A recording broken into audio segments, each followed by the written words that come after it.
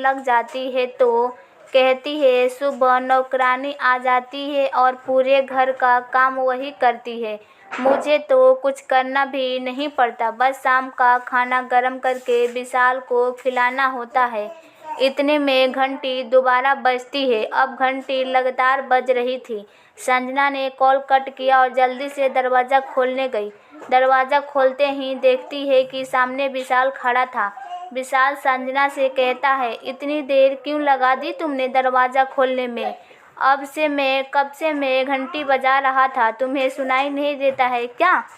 कर रही थी तुम इतनी देर से? संजना ने जवाब दिया कि छत पर थी और छत से उतरने में टाइम तो लगता है ना, भाग कर तो नहीं आ सकती ना मैं, और तुम्हारे पास घर की चाबियाँ तो है सही, तुम मुझसे भी तो दरवाज़ा खोलकर आ सकते थे ना, इसमें इतना गुस्सा करने वाली क्या बात है? विशाल ने कहा, अच्छा ठीक है, सॉरी, तुम मेरे लिए एक कप चाय बना दो, सर में बहुत तेज़ दर्द हो रही है। संजना ने कहा, तुम अभी अभी तो ऑफिस से आए हो, थोड़ी देर बैठकर सांस तो ले लो, थोड़ी देर में बना देती हूँ चाय। इतना कहकर संजना फिर से अपने फ़ोन पे बातें करते हुए चली जाती है। अब रात का समय विशाल अपने लैपटॉप पर काम कर रहा होता है। उसे प्यास लगती है तो उसने संजना से कहा, संजना जाओ आग जाकर थोड़ा पानी ले आओ, मुझे प्यास लगी है। संजना जो कि इस वक्त अपने फ़ोन में कुछ कर रही थी, वो बोलती है, विशाल लाती हूँ, थोड़ी देर रुको। 5 मिनट बाद भी जब संजना नहीं उठी तो विशाल खुद उठकर पानी पीने जाने लगता है। उसे कमरे से बाहर जाते देख संजना ने कहा, अच्छा सुनो विशाल, मेरे लिए भी पानी लेते आना, मुझे भी प्यास लगी है। विशाल गुस्से में चला जाता है। विशाल पानी की बोतल लाकर संजना के पास रख देता है और बेड पर जाकर लेट जाता है। संजना ने नोटिस किया कि विशाल गुस्से में है तो वो धीरे से विशाल के करीब जाती है और उसका हाथ पकड़ लेती है। विशाल उसका हाथ गुस्से में झटक देता है। संजना ने विशाल से कहा लगता है तुम ऐसे नहीं मानोगी, कोई बात नहीं, मुझे दूसरे तरीका भी आते हैं तुम्हें मनाने का।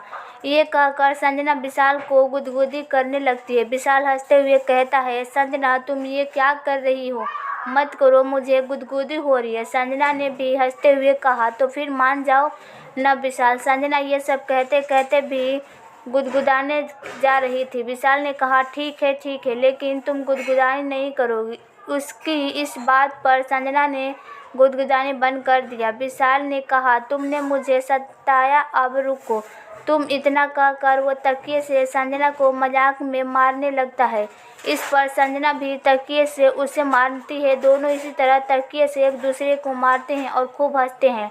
दोनों इस तरह से हंसी मजाक में अपनी रात गुजार देते हैं। अगली सुबह 7 बज गए थे। विशाल और संजना अभी तक सो रहे थे। तभी दरवाजे की घंटी बजती है। विशाल ने संजना को उठाया लेकिन वो नहीं उठी तो खुद जाकर विशाल ने दरवाज़ा खोला। सामने उसके घर वाले कमला खड़ी थी। कमला ने विशाल से कहा, साहब आप अभी तक तैयार नहीं हुए, अब आपकी छुट्टी है क्या? विशाल ने कहा, नहीं, ऑफिस तो जा रहा हूँ, लेकिन वो कल रात को देर तक ऑफिस का काम करने की वजह से लेट सोया था, इसलिए सुबह मेरी नींद नहीं खुली। कमला ने कहा, अच्छा ठीक है साहब, आप जाइए, जाकर तैयार हो जाइए, मैं आपके लिए नाश्ता तैयार करती हूँ। थोड़ी देर बाद विशाल तैयार होकर नाश्ता करके अपने ऑफिस के लिए निकलने लगा तो कमला ज़मीन पर गिर जाती है। विशाल ने उन्हें देखकर घबराते हुए कहा, आंटी आपको क्या हुआ? कमला ने कहा, मेरे सीने में बहुत तेज़ दर्द हो रहा है। संजना अभी तक सो रही थी, इसलिए विशाल ने उसे आवाज़ लगाई, संजना जल्दी आओ, देखो आंटी को। विशाल ने संजना को बहुत आवाज़ दी लेकिन संजना नहीं उठती। विशाल कमला को जल्दी से हॉस्पिटल लेकर जाता है। हॉस्पिटल में कमला का इलाज करवा कर उसे उसके घर छोड़कर जाता है। तभी कमला की बेटी सुहानी कॉलेज से अपने घर जाती है। देखती है उसकी माँ पलंग पर लेटी हुई थी और पास में विशाल बैठा हुआ था।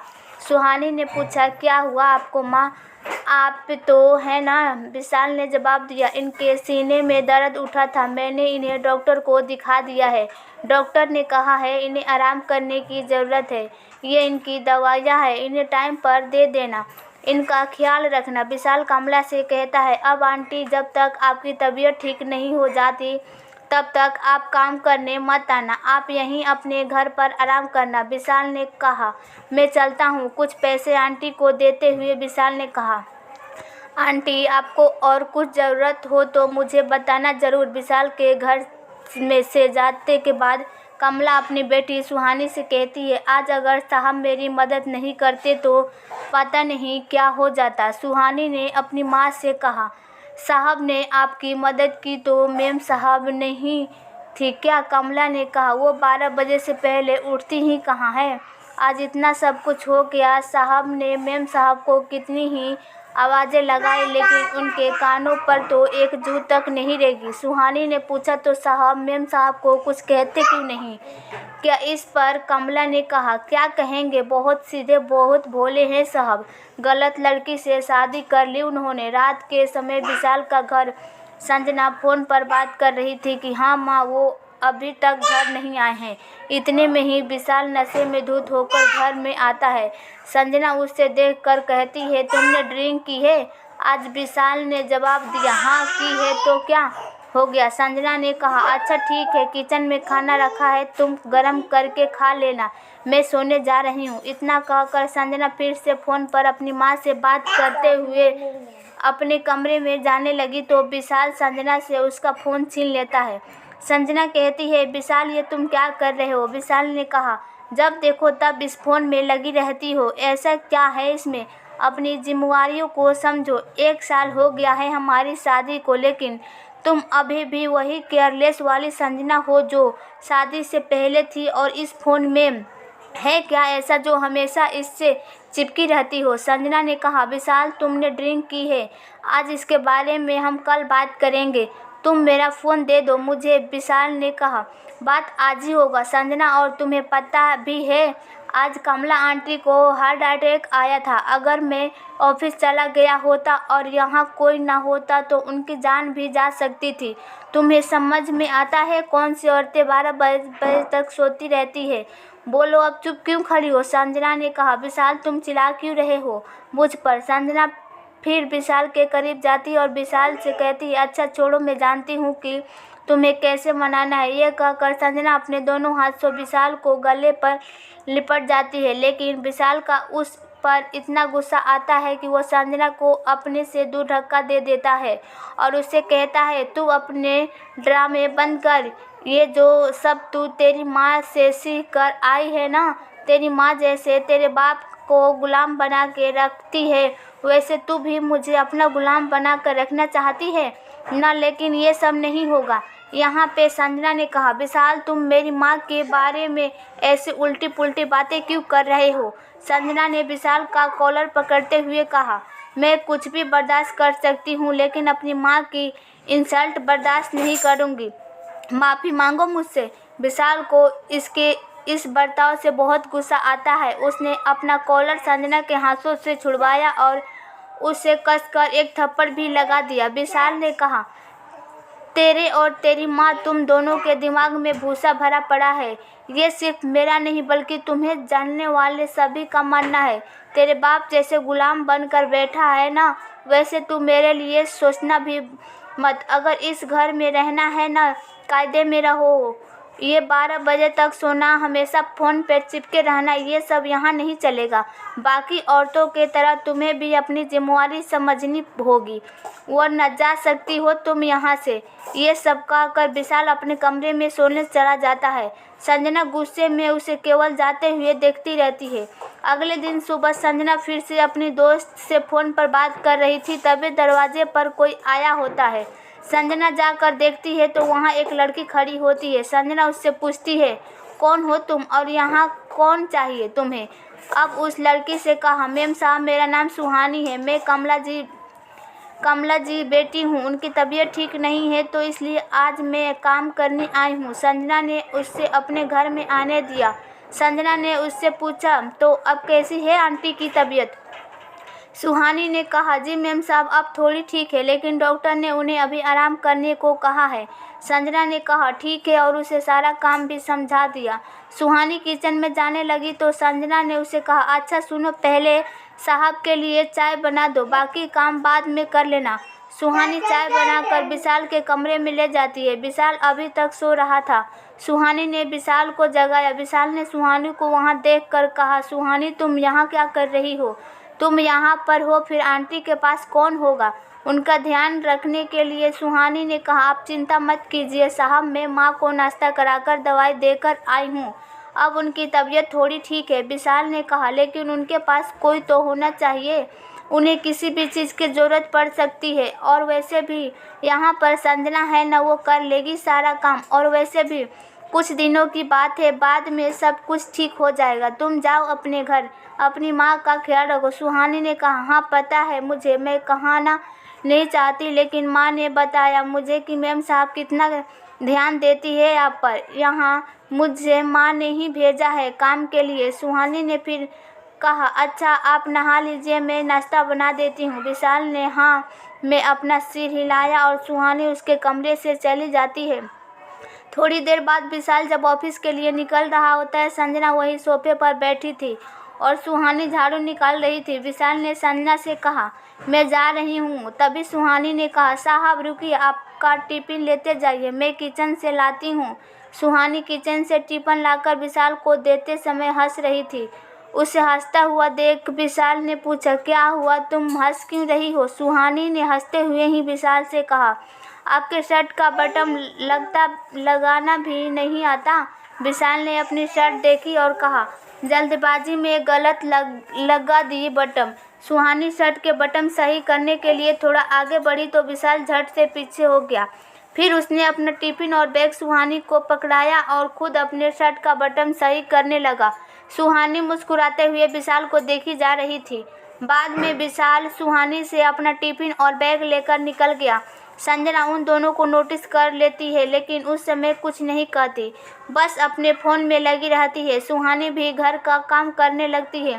थोड़ी देर बाद घर का काम ख़त्म करने के बाद सुहानी ने कहा, मैम साहब मैंने सारा काम ख़त्म कर दिया है, क्या मैं अब जाऊं? संजना ने कहा, इतनी जल्दी सारा काम हो गया? तू तो बड़ी फास्ट निकली, आंटी तो दोपहर तक सारा काम ख़त्म करती हैं।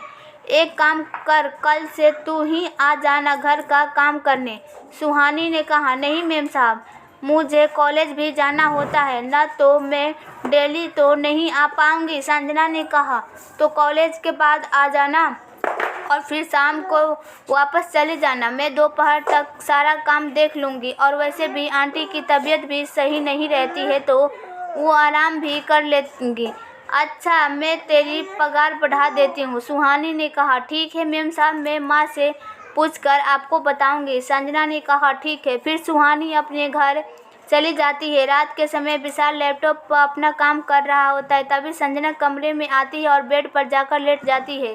संजना को देख विशाल अपने लैपटॉप बंद कर उसके पास जाता है। वो कहता है, संजना मुझे माफ़ कर दो, गलती हो गई मुझसे, सॉरी। संजना, माफ़ी मांग तो रहा हूँ, अब गुस्सा छोड़ भी दो, अपना मान जाओ प्लीज़। संजना बिना कुछ कहे गुस्से में विशाल के पास से उठकर अपने कमरे से बाहर चली जाती है। विशाल फिर अकेले ही अपने कमरे में सो जाता है। अगली सुबह संजना ने विशाल को टिफिन तैयार किया और टेबल पर रख दिया। उसने विशाल से कोई बात नहीं की। विशाल भी अपना टिफिन उठाकर ऑफिस के लिए निकल जाता है।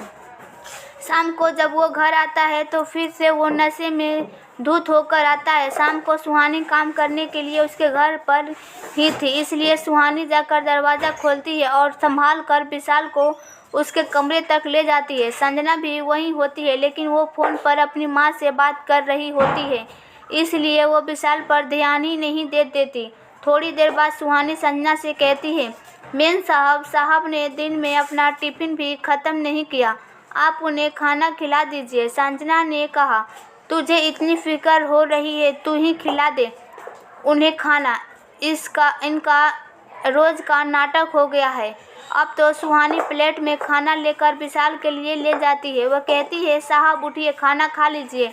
विशाल ने कहा, मुझे कुछ नहीं खाना, तुम जाओ यहाँ से, तुम घर जाओ अपने, तुम्हारी माँ इंतज़ार कर रही होंगी, जाओ यहाँ से। सुहानी ने कहा, नहीं साहब, जब तक आप खाना नहीं खा लेते तब तक मैं कहीं नहीं जाऊंगी। सुहानी ज़बरदस्ती विशाल को उठाकर बैठाती है और अपने हाथों से विशाल को खाना खिलाती है। विशाल बार बार कहता है मुझे कुछ नहीं खाना है, लेकिन सुहानी फिर भी विशाल को डांट कर उसे ज़बरदस्ती खाना खिलाती है।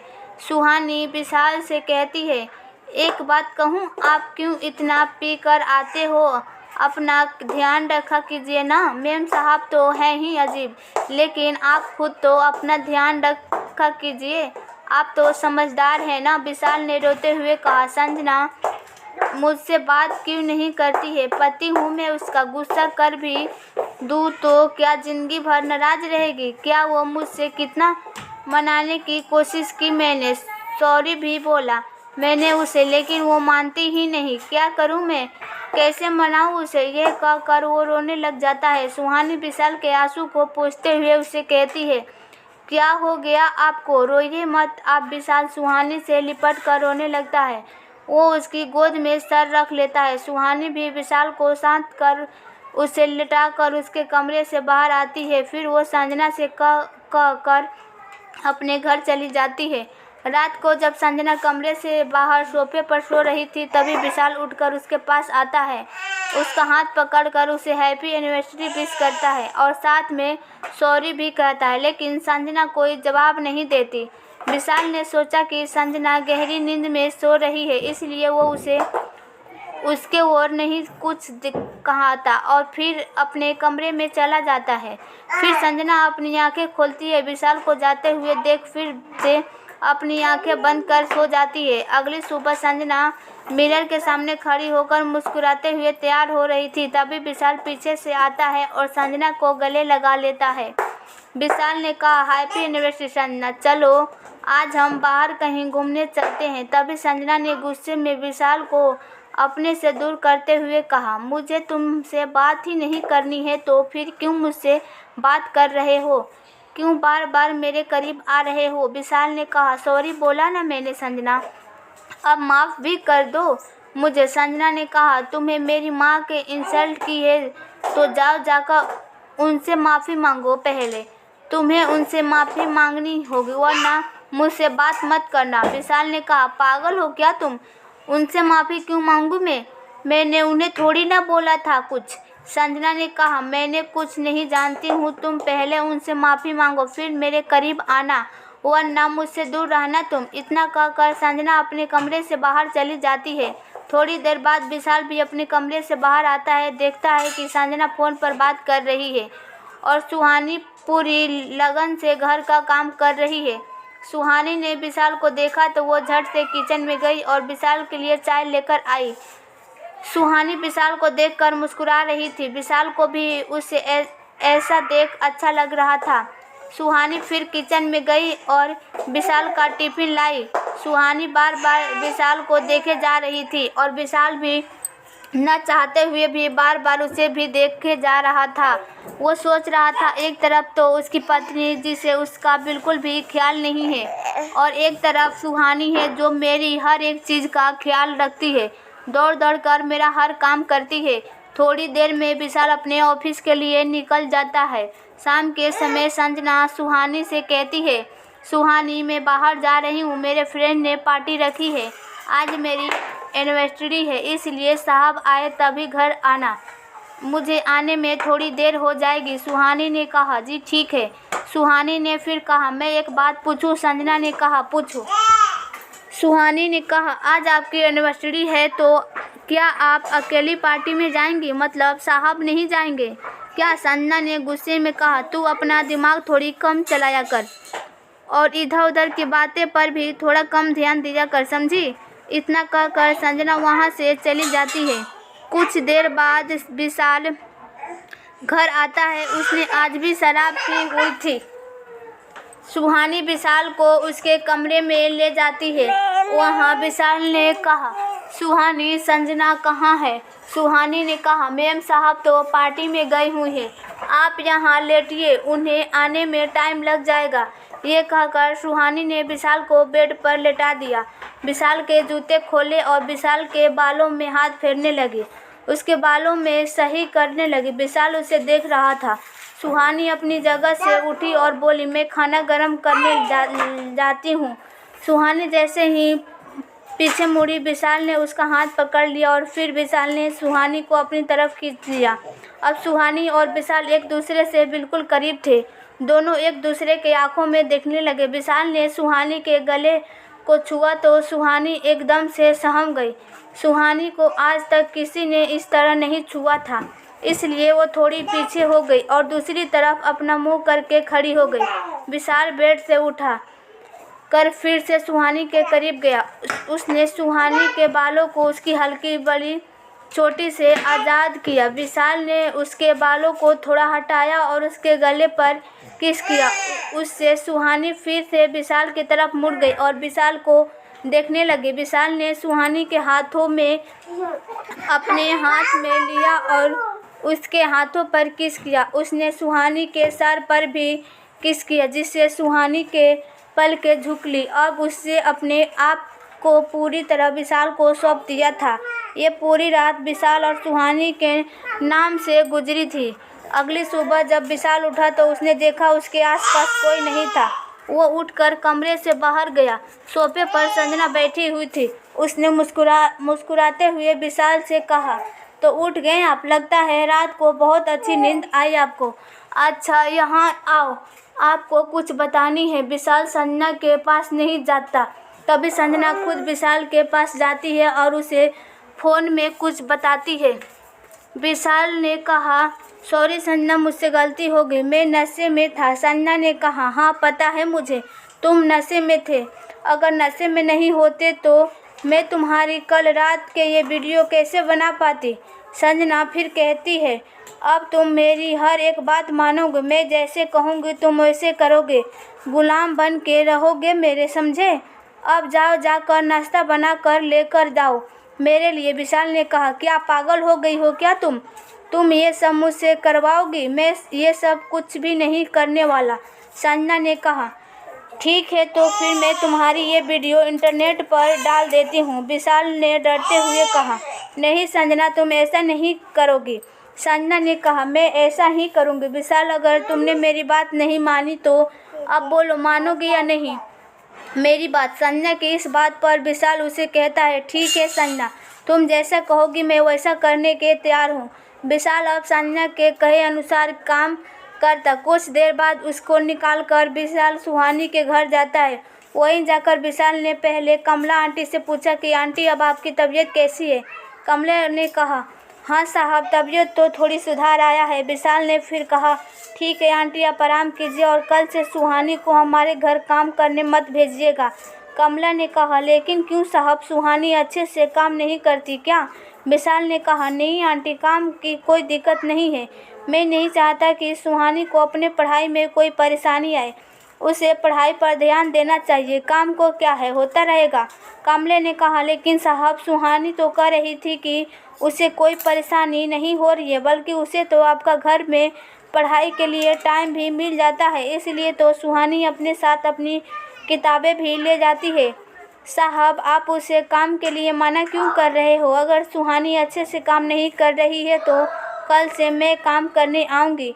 विशाल ने कहा, नहीं आंटी, आप आराम करो और सुहानी को काम में कोई प्रॉब्लम नहीं है, इसने तो बहुत अच्छे से काम संभाल लिया था। लेकिन मैं नहीं चाहता हूँ कि इतनी पढ़ी लिखी लड़की किसी के घर झाड़ू पोछा करे। और वैसे भी संजना सुधर चुकी है, वो घर का काम अच्छे से कर लेती है। आप जब ठीक हो जाइए तब आ जाना आप काम करने, अब तब तक आप पहले आराम कीजिए। विशाल ने कहा, कमला जी को कुछ पैसे दिया और वहाँ से निकल गया। तभी सुहानी ने कहा, मैम मैं अभी आती हूँ। यह कहकर सुहानी विशाल के पीछे जाती है और उसे रोक कर कहती है, साहब, आपने माँ से ऐसा क्यों कहा? मुझे काम पर आने की मना क्यों किया आपने? कहीं आप कल रात वाली बात से परेशान तो नहीं है ना? विशाल ने कहा, नहीं सुहानी, लेकिन कल जो कुछ भी हुआ प्लीज़ तुम मुझे माफ़ कर देना। हाँ साहब, मुझे पता है आपने मुझे कल रात वाली बात के कारण ही काम पर आने से मना किया है। मैंने आपको एक बात बता दूं, कल जो कुछ भी हुआ वो आपकी गलती नहीं थी। कल मैं भी खुद को नहीं रोक पाई थी। पता नहीं मुझे भी कल क्या हो गया था। शायद आप मुझे अच्छे लगने लगे हो तो साहब आप उस बात को गिफ्ट अपने दिल में मत रखिए। आपने कुछ नहीं किया है। और हाँ, मैंने काम पर भी जाऊंगी, चाहे आप कितना भी मना करें। विशाल ने कहा। सुहानी, देखो, तुम काम पर नहीं आओगी। देखो, बात समझने की कोशिश करो। मैं नहीं चाहता हूँ कि ये बात आगे बढ़े। मैं नहीं चाहता हूँ कि तुम्हें किसी तरह की कोई दिक्कत हो। सुहानी ने कहा, ठीक है साहब, अब मुझे लगता है कि कल जो कुछ भी हुआ था वो सब आपने मेरे साथ जानबूझकर किया। आपको मुझसे जो चाहिए था वो तो आपको मिल गया था। अब आपको लगता है कि मैं किसी को बता ना दूं या आपके लिए किसी तरह की कोई मुसीबत ना खड़ी कर दूं, इसलिए आपने मुझे काम पर आने से मना किया है। ठीक है, मैं नहीं आऊँगी काम पर, जाइए आप, विशाल ने कहा। नहीं सुहानी, जैसा तुम सोच रही हो ऐसा कुछ नहीं है, सुहानी ने उदास होते हुए कहा। तो फिर बताइए ना मुझे, क्या बात है। अब विशाल ने सुहानी को बताया कि कल रात जो कुछ भी हुआ हमारे बीच था, संजना ने वो सब रिकॉर्ड कर लिया था।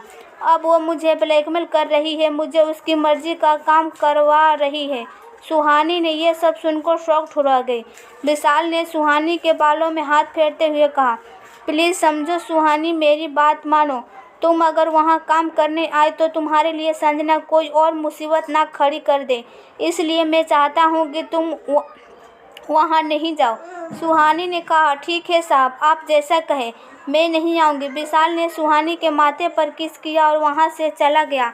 अगले दिन सुहानी के माँ फिर से हार्ट अटैक आ जाता है। सुहानी बड़ी मुसीबत से अपनी माँ को हॉस्पिटल लेकर जाती है और अपनी माँ को वहाँ भर्ती करवा देती है, उनका इलाज करवाती है। कुछ देर बाद डॉक्टर आते हैं। सुहानी उनसे पूछती है कि माँ अब कैसी है, तो डॉक्टर ने जवाब दिया कि हम उन्हें बचा नहीं सके। सुहानी बहुत ज़ोर ज़ोर से रोने लगती है, उसे इतना गुस्सा आता है। थोड़ी देर बाद वो एक चाकू लेकर विशाल के घर पहुंचती है। सुहानी के आंखों में इतना गुस्सा था कि उसे देखकर लग रहा था कि जैसे कि वो आज किसी को मार ही देगी। घर में दरवाज़ा संजना खोलती है। सुहानी चाकू लेकर धीरे संजना के गर्दन पर रख देती है। सुहानी संजना को चाकू से चोट पहुंचाते हुए बोली कि पीछे से विशाल आ जाता है। वो सुहानी का हाथ पकड़ लेता है और उसे रोक लेता है। इतने में संजना अपने कमरे में भाग जाती है और दरवाज़ा अंदर से लॉक कर लेती है। संजना इतनी डर गई थी कि उसने जल्दी से पुलिस स्टेशन कॉल कर दिया। थोड़ी देर में पुलिस भी आ गई। फिर संजना अपने कमरे से बाहर आती है और कहती है, इंस्पेक्टर साहब, गिरफ्तार कर लीजिए इसे, ये मुझे मारना चाहती है। तभी सुहानी ने कहा, हाँ, मेरी जान ले लूँगी। इंस्पेक्टर ने कहा, रोकते हुए पूछा, क्यों मारना चाहती हो तुम इसे। सुहानी ने रोते हुए जवाब दिया, क्योंकि सर, इस औरत की वजह से आज मेरी माँ की जान चली गई। इंस्पेक्टर ने पूछा, जान चली गई, लेकिन कैसे। देखो, तुम मुझे पूरी बात बताओ। सुहानी ने कहा, कल साहब मेरे घर आए थे, तब उन्होंने मुझे बताया कि मेम साहब के पास मेरी और साहब की साथ से सोते हुए की वीडियो है और मेम साहब ने वो वीडियो इंटरनेट पर डाल दी और उन्हें किसी ने वो वीडियो दिखा दी, जिससे उन्हें सदमा लग गया और उन्हें हार्ट अटैक आ गया और मेरी माँ की जान चली गई। इंस्पेक्टर ने विशाल से पूछा कि ये लड़की जो कुछ कर रही है क्या वो सच है। विशाल ने कहा, जी इंस्पेक्टर सर, ये सब कुछ सच है, कर रही है। उस दिन खुद संजना ने मुझे वो वीडियो दिखाई थी। मैंने इसे बहुत समझाया कि वीडियो को डिलीट कर दो, लेकिन संजना ने मेरी एक ना सुनी। तभी संजना ने कहा, अच्छा, तो मैंने तुम्हारी नहीं सुनी और तुमने जो मेरी माँ को इंसल्ट की थी उसका क्या। अगर उस दिन तुम वो सब नहीं कहते तो आज ये सब नहीं होता। और ये क्या कहता था तुमने भी, तुम उन लोगों में से नहीं जो कि जोरू का गुलाम बनकर रहो।